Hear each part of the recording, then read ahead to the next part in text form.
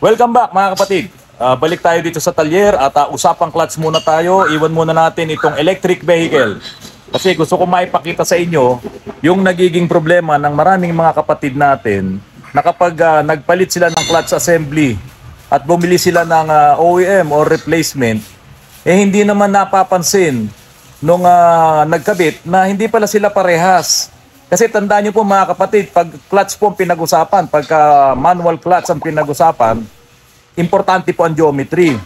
Konting pagkakamali natin dyan, malaki ang magiging epekto na negative effect doon sa ating clutch. At hindi mo yan mapapatino hanggat hindi mo maibabalik yung tamang pyesa para doon sa iyong transmission. Ito papakita ko po sa inyo mga kapatid.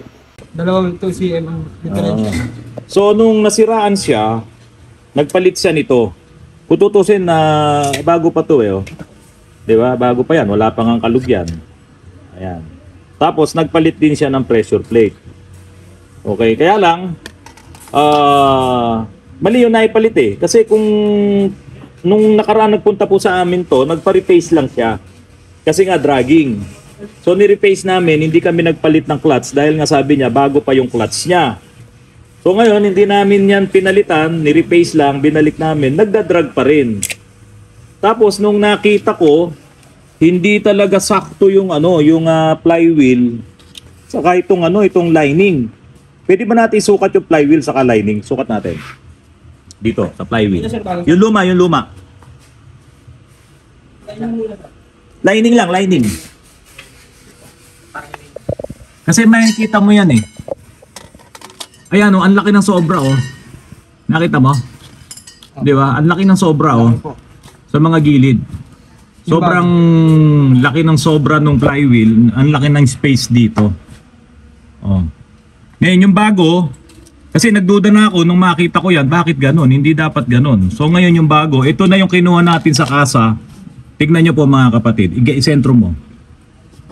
Ayan. Tignan nyo po mga kapatid. Ito yung original. Bumili na kami sa kasa at ang ipinadala ko hindi yung yung pyesa, part number ang hiningi namin sa kasa. So nung ibinigay namin yung part number pati yung chassis number nitong unit, ito na yung pinadala sa amin ng kasa. O tignan niyo po, napakalaki ng diferensya. Michael, yan yung sinasabi ko sa inyo nung nakaraan, di ba? Hindi yan ang original niyan. So ngayon, ibalik natin doon sa ipinalit nila. Pagpantayin mo, gaano kalaki yung difference? 2cm, halos 2cm sir. 2cm? Halos 2cm yung difference. Ito nga bago, lagay mo dito, tingnan natin. Yung bago, lagay mo dito sa replacement nila. Ang laki di ba? Tignan mo halos sumayad doon sa mga gilid ng pressure plate. Itong luma, lagay mo dito sa original. Yeah, mga kapatid, tignan nyo So, nagpalit sila ng maling clutch, nagpalit sila ng maling pressure plate. Siguro ito yung nakakabit sa Innova na lumang modelo. Ngayon, pinilit nilang ikabit dito sa Fortuner kasi nga naman D4D. Ngayon, Michael, gaano kahaba ito? Anong sukat nito? 26. 26. Ito, ilan? 28 sir. Tingnan no. 2cm yung diferensya. So mga kapatid, ito ibabalik na natin. Nakita na natin yung problema. Ilalagay ngayon natin tong original. Ito na rin yung original na pressure plate at ito na rin yung original na lining.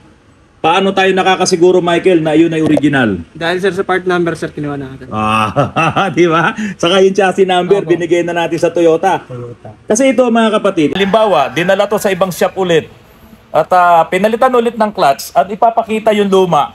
Ito yung pinagpalitan. Halimbawa yan, pinakita yung pinagpalitan na yan. At siyempre, ang ibibigay ng auto supply, tulad din ito. Mali pa rin. Mali pa rin yun. Kaya ako sabi ko, hindi. Padala mo yung chassis number, padala mo yung part number sa Toyota. Ito ay binigay sa amin, yung tama na.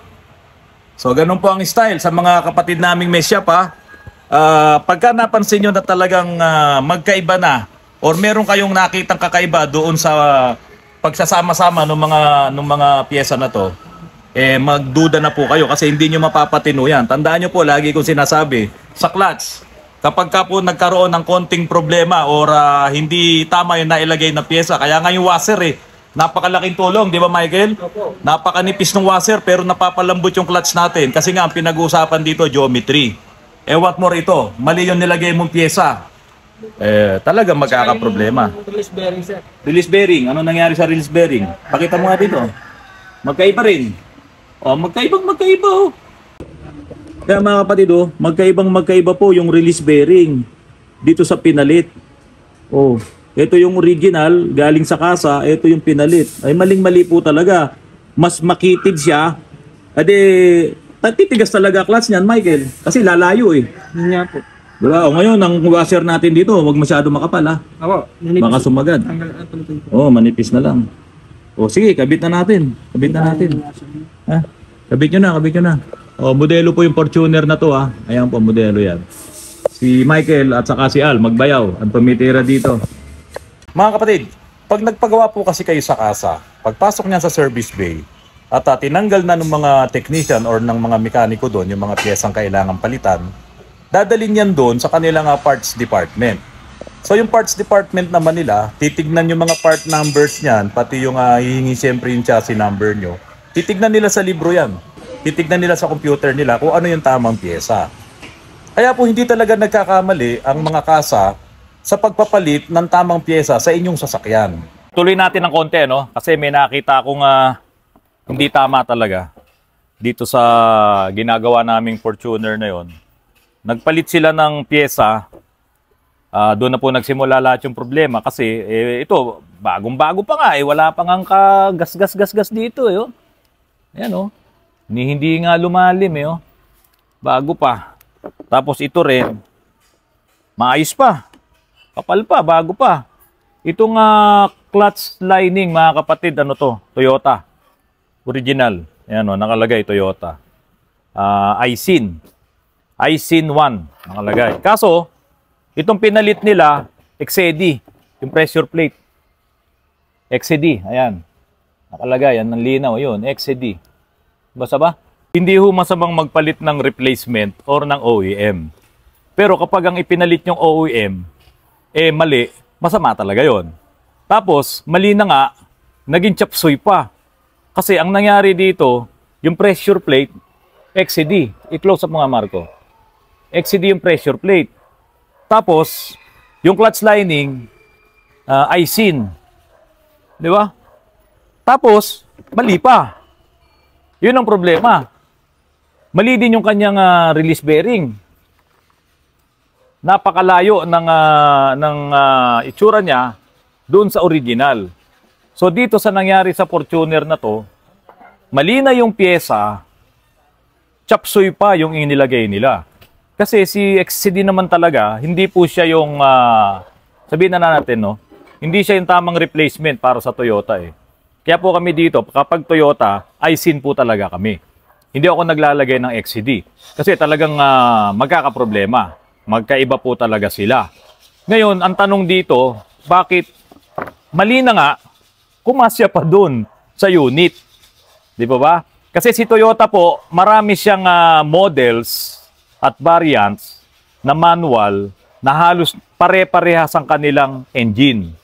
Tulad ng Toyota Hiace, may commuter, mayroong Grandia, at mayroong pang Super Grandia.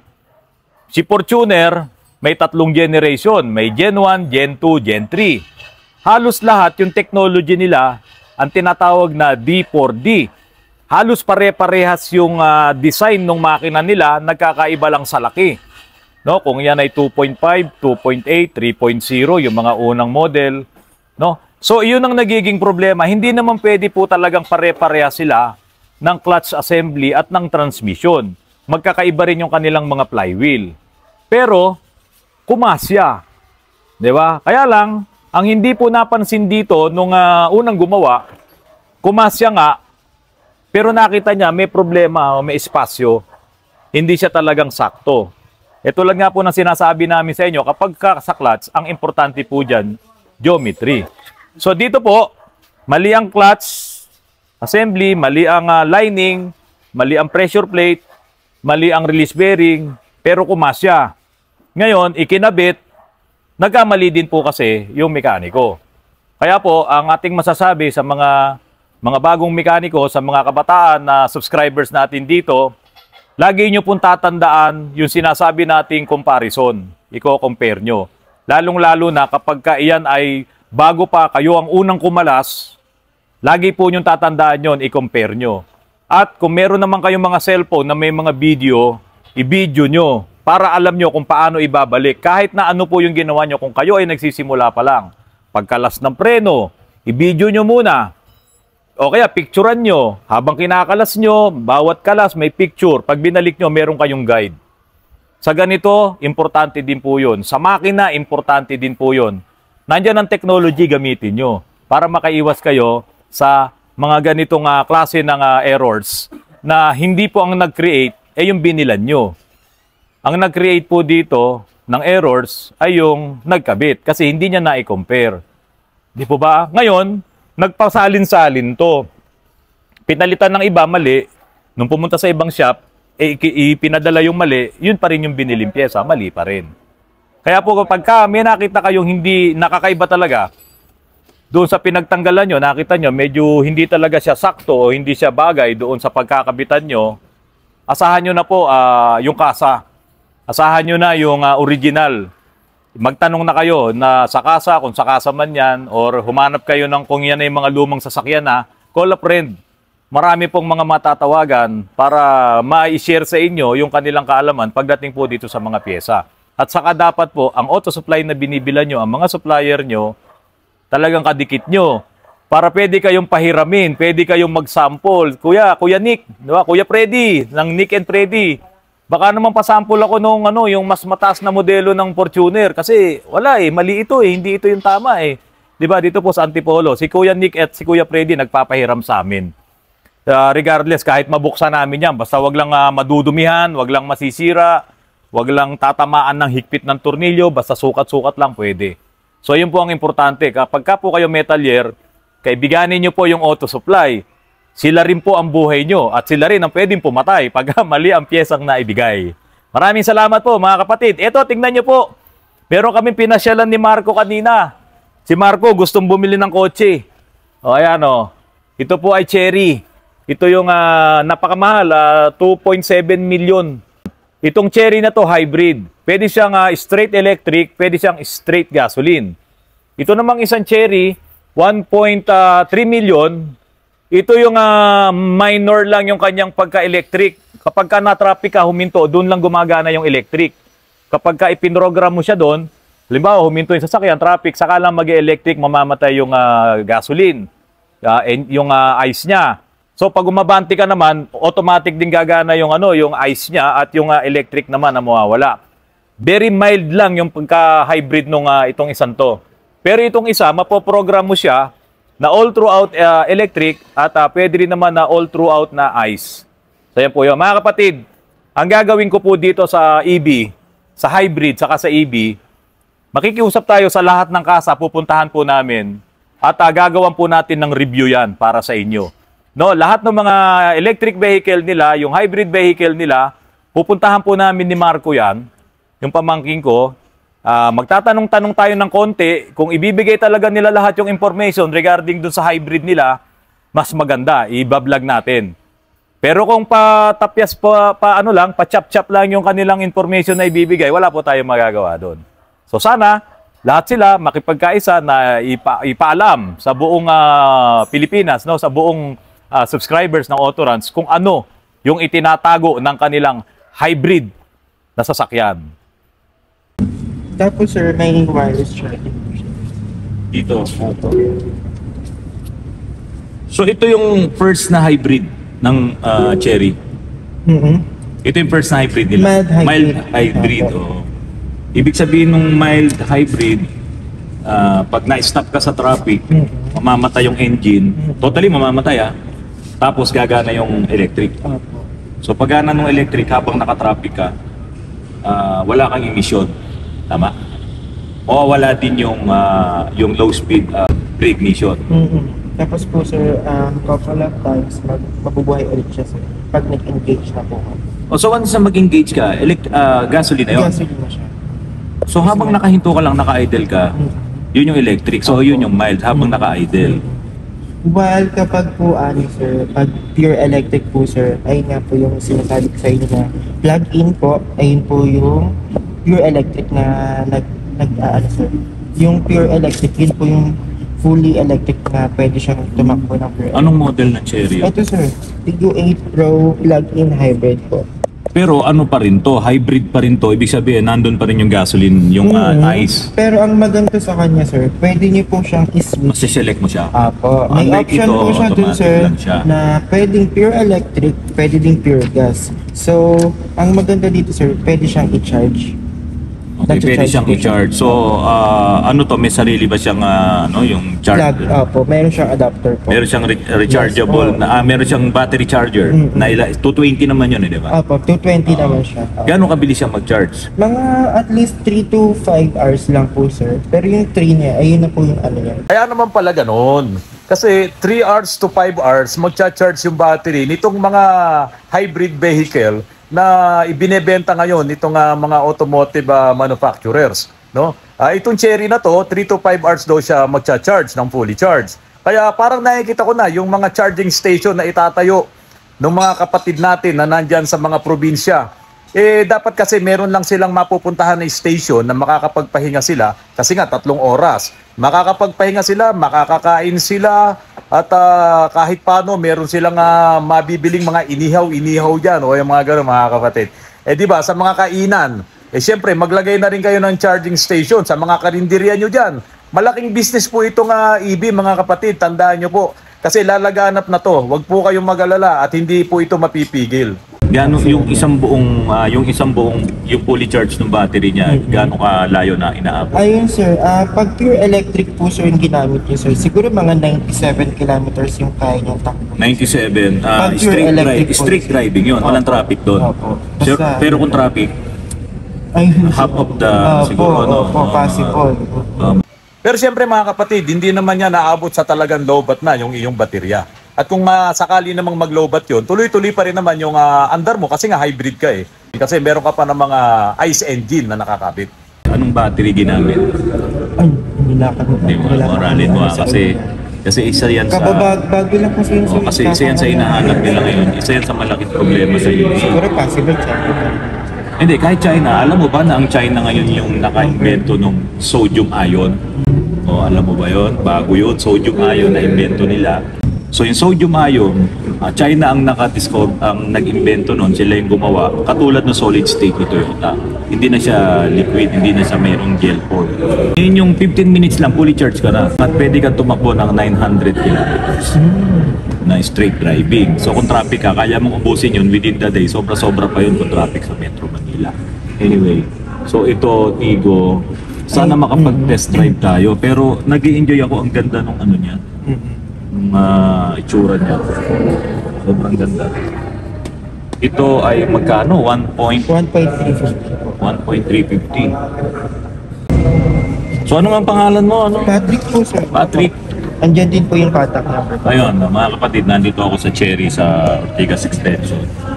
Tinry nating tumingin ng hybrid. Pero ito mild hybrid eh. Ang gusto ko sana kung tayo ay magre-review, first time ko kasi magre-review, gusto ko yung yung isang sinasabi mo. Kasi yun ang focus natin dito sa Autoruns, yung makalayo na tayo dun sa greenhouse gas na effect, no, yung sumisira ng ating kalikasan. Ngayon, totoo po, sabi bago mawala si Pangulong Bongbong Marcos by 2028, magraran na yung napakaraming electric vehicle dito sa ating bansa. So, yung merong may charger siya. So, hindi pala problema kahit saan ka makarating. So, yan mga kapatid, lang to, isang mabilis lang to, isasama natin sa vlog mamaya para malaman ng mga tao na si Cherry pala merong hybrid din. Di ba, akala nila Toyota lang, Honda lang, meron pala si Cherry. So, yun po, magandang umaga mga kapatid.